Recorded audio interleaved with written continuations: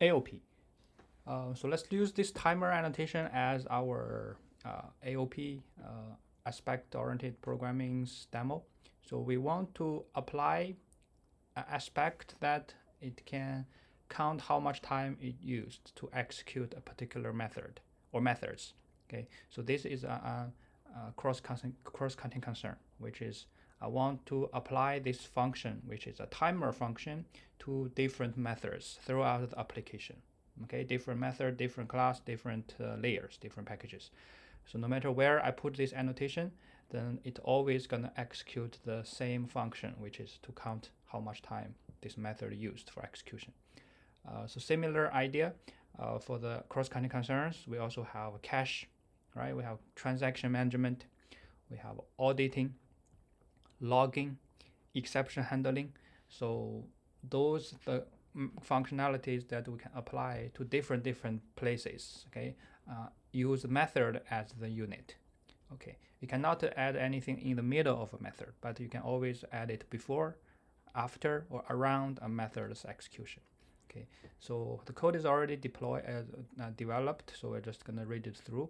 So we have an annotation which we already created, and we have now a test class. Okay, so we use annotation component to indicate this is just a regular Spring Bean, and we have a timer annotation which is above the do something method and above another do something method. Okay, do something to method, and this method takes a parameter.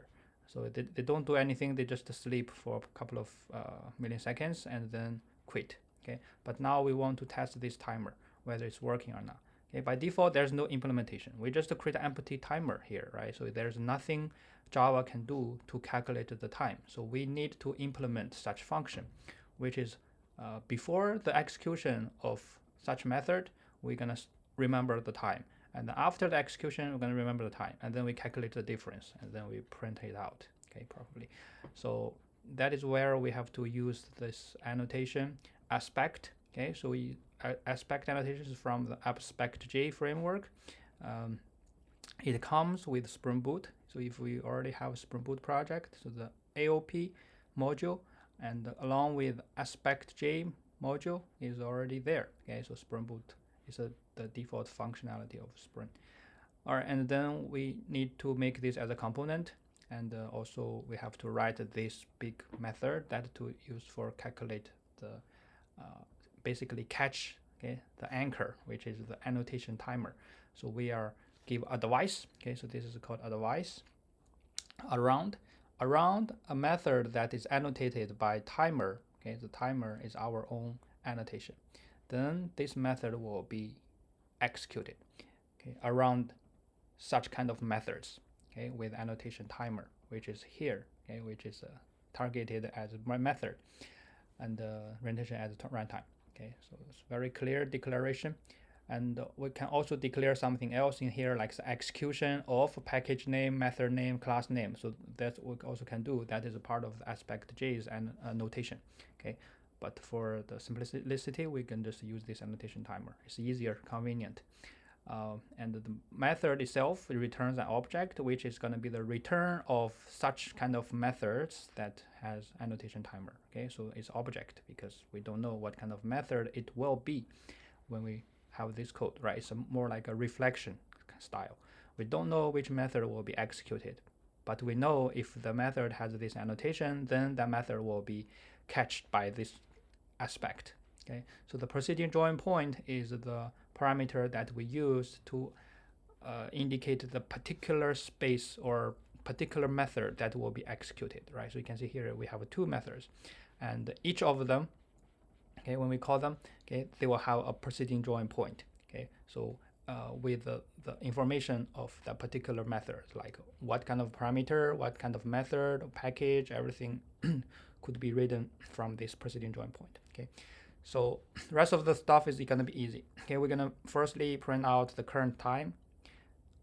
Okay, no, sorry, we're gonna here is the current time. Okay, but this one is print out like, you know, now we're gonna start a method. Okay, so this is to get the real method name, and then we print out the first parameter. Okay, so if the parameter list is longer than 0, then we print out the first one. The first one is because this method is like this, right? So we're gonna print out this, and then call the method itself. We call the proceed method to call the method, get the return.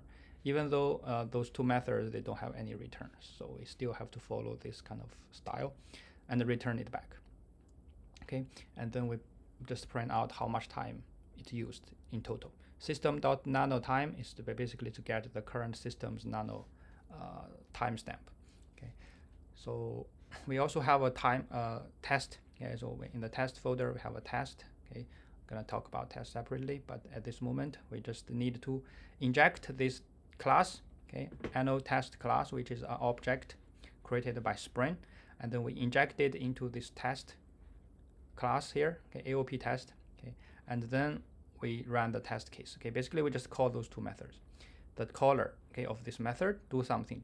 Okay, it doesn't know such such AOP code will be executed, but if we run the code, we will see that the AOP will kick in, and you see now start method. Okay, now starting method do something, time used. Okay, so this is in nanosecond, and now starting method do something too, and 300 milliseconds will be used, right? Because we pass it here. Time used is this much, and if we change this to 4, for example, okay, so, and then we run it again, and because of the AOP is dynamic, okay, so reflection is dynamic. So if we change the parameter, then this new parameter will be reflected here. Okay, so this is a basic usage of AOP.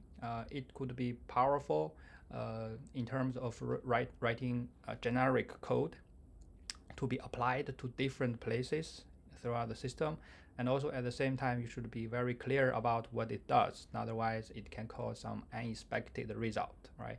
Because if you don't know the AOP or the timer what it does, then you run the do something, it probably just you are supposed to just print out like a sleep over.